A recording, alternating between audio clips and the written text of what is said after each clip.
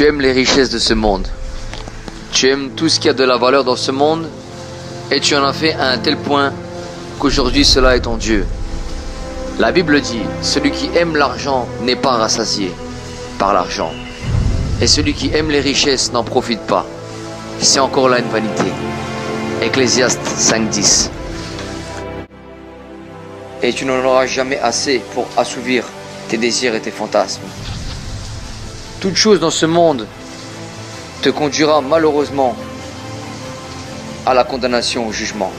La Bible dit dans Hébreux 9:27 qu'il y a un jugement et que nous devons nous y préparer. Tu es encore dans les plaisirs du monde que tu aimes et tu dis en ton cœur que rien ne va se passer et que tout va être bien. La Bible dit dans l'Écriture, jeune homme, réjouis-toi dans ta jeunesse, livre ton cœur à ta joie, à la joie pendant les jours de ta jeunesse. Marche dans les voies de ton cœur et selon les regards de tes yeux. Mais sache que pour tout cela, Dieu t'appellera en jugement. Ecclésiaste 11:9. Tu vas peut-être en boîte de nuit, club où il y a de l'extravagance sexuelle ou autre. J'aimerais te dire, il n'est pas trop tard encore pour te repentir et venir au Seigneur Christ Jésus. Car malheureusement, il y a un jugement, nous dit la Bible dans Hébreux 9:27. Et dans ce jugement, il y a premièrement la résurrection. Il est dit que les morts ressusciteront. Après la mort vient le jugement. Hébreux 9:27. Il y a la destination qui est le lac de feu.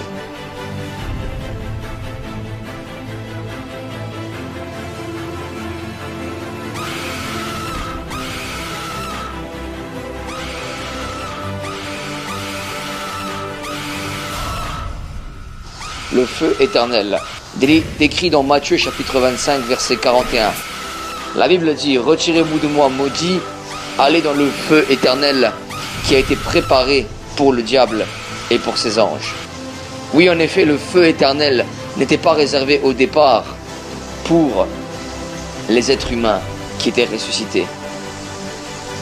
Mais auparavant, il était réservé seulement et uniquement aux anges déchus et au diable. Mais comme les anges et le diable ont ramené le péché sur la terre, cela a causé une grande malédiction et nous a ramené nous aussi maintenant malheureusement à ce jugement terrible. Et ce lac de feu est réservé. Si vous ne venez pas à Christ, ce lac de feu vous est réservé.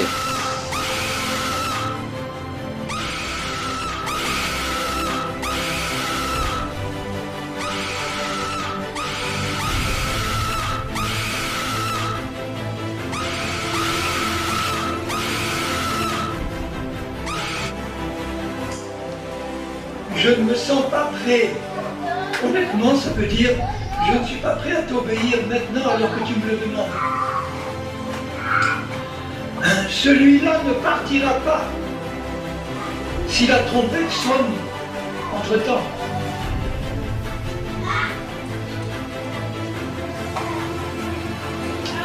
Vous rappelez que Jésus a dit dans Jean 17 à son Père, sanctifie-les par ta vérité.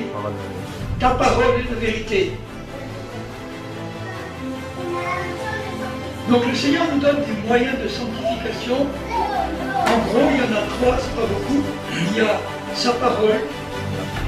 Pour que sa parole nous sanctifie, il faut l'étudier. Il faut la lire. Il faut la méditer. Dans le désir de la mettre en pratique. Si c'est simplement pour remplir nos cases dans notre cerveau, pour montrer que nous connaissons beaucoup de choses dans la Bible, ça ne servira à rien pour notre sanctification. Il vaut mieux quelqu'un qui l'étudie avec un cœur désireux d'obéir que quelqu'un qui l'étudie comme un théologien pour montrer qu'il en connaît beaucoup. Donc il y a la parole qui nous sanctifie, il y a l'Esprit de Dieu qui nous sanctifie, parce que c'est lui qui fait la lumière dans nos vies sur tout ce qui ne va pas.